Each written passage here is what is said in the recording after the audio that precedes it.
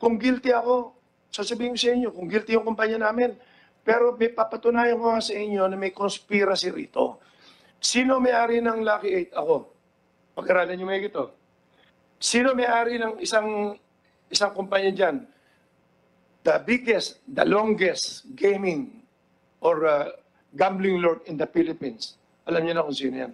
30 years na may higit yan. In fact, sinasabi pa niya na hawak niya mga presidente lagi. Ang alam ko rito, 6 kami na magkakilala rito. Okay, number 1 ako. So, number 2, Tebong Pineda. Number 3, kila Congressman Tebes. Number 4, hindi ko na alam yung mga kumpanya nila. Ex-Congressman Patrick Antonio. Number 5, kila Mayor Ella Nagaño. Number 6, kila General Cascolan. Plus 86. Ito nga ang pahayag ni Atong Ang 3 years ago, noong iniimbestigahan siya sa Senado. At syempre, hindi pa nga dyan nababanggit ang pangalan ni Patidongan. At itong pagdinig na ito ay panahon pa ng Administrasyong Duterte. At ito ay nakalimutan ng ipagpatuloy at wala nang nangyari sa kaso. At nanatiling nangangapa ang mga kamag-anak ng missing Sabongeros. Ngunit, ang hirap yata maging mastermind yung tuta. Sino ba ang nag-uutos sa akin? Alangan na nang mag-uutos sa akin yung ibang tao. Diba? Common sense na lang. Diba? Ikaw may-ari ng sabungan. Ikaw ang may-ari ng online sabong. Una, sinabi niya, kung hindi natin gagawin ito, babagsak yung negosyo natin. May banat din siya sa abogado ni Ang. Para naman kay Attorney Villarreal, ngayon yung sabihin mo na ako ang mastermind, panoorin mo sa Senate hearing noong nandun kami ni Mr. Atong Ang kung paano niya ako pinaglaban at kung paano niya nilinis yung pangalan ko. Yan pa lang, napakalaking sinungaling ng kliyente mo. Kaya sabi ko, Attorney Villarreal, galingan mo ang pagpaliwanag mo sa taong bayan na paniwalaan ka at para lumaki ang talent pay mo, Attorney Villarreal. ito nga po ang sagot ni Totoy Patidongan sa pahayag ng abogado ni Atong Ang. Na ayon nga dito, ay si Patidongan ang bali naging mastermind na. Ayon kay Patidongan, paiba-iba nga daw ng statement si Atong Ang sa kaso ng missing Sabongero na noong nakaraang 3 taon ay nagkaroon ng hearing sa Senado si Atong Ang at Patidongan tungkol nga sa mga nawawalang Sabongero. At si Atong Ang nasa hot seat ng taong yun. Dahil lahat ng major cases ng missing Sabongeros ay nakita umano sa mga cockpit arena na pag-aari ni Atong Ang. At ang kanyang depensa 3 years ago ay may malaking sabwatan or conspiracy na nagaganap laban sa kanya. At ang mastermind nga ay ang mga big time na negosyante din ng isabong.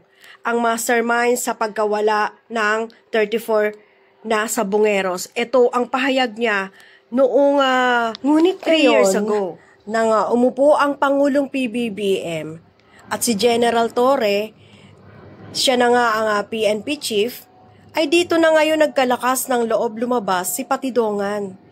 Bilang star witness, syempre, lahat babanggain ni Patidongan. Dahil malalaking tao na nga ang kanyang binabangga dito, kailangang consistent siya sa kanyang mga statement or binibigay na mga pahayag sa public, social media, at kung ano-ano pang mga platform.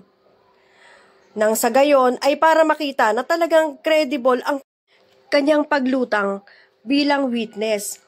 At dito nga nakita kung sino talaga ang nagsisinungaling.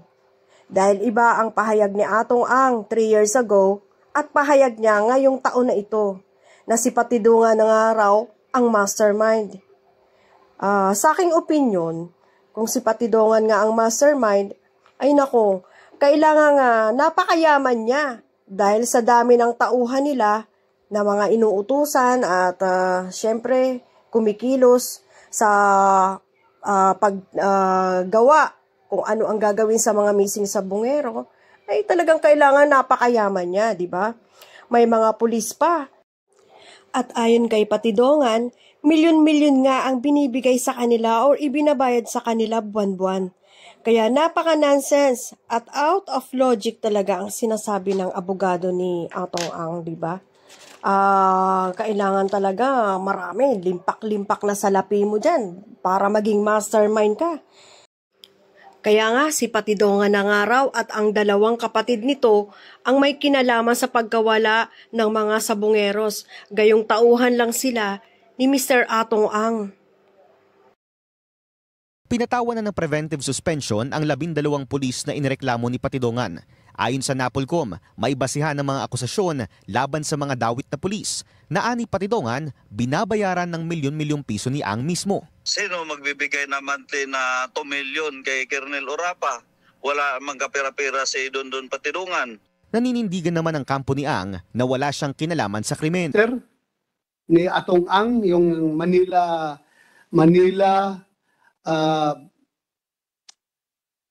Arena, yung sa Lipa Arena at saka yung sa Santa Cruz, Laguna, kung saan doon nawawala itong mga tao na ito. Kayo daw ang security provider doon, kayong security agency ninyo ang na-deploy doon.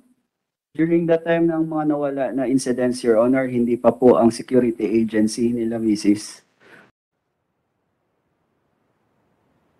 Maya-maya ay tumawag itong si Dondon ng cellphone. Opo. Sino tinawagan niya? Ang pakarinig ko po, kalapit ko po siya, ang tawag niya po ay Boss A. Sino yung Boss A? Yun po ang ano po namin na sinasabi niya si Atong Ang po daw. Anong sabi ni Dondon kay Boss Atong Ang? Ang sabi po ay, Boss A, may mga tao na naman dito na pumasok na mga manchochope. Tapos?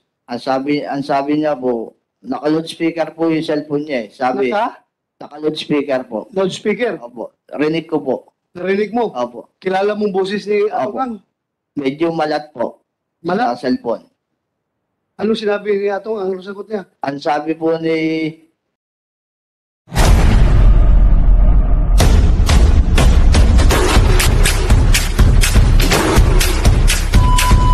Kaya nga guys, huwag bibitiw sa pagsubaybay dito sa kasong ito at sa kasaysayan ng panunungkulan ni PBBM ay nawa ay mapanagot itong milyonaryong mastermind na napakatagal nang namayagpag sa kasamaan. Maraming salamat po sa panonood. Nawa ay mag-like at mag-subscribe sa aking channel. Thank you.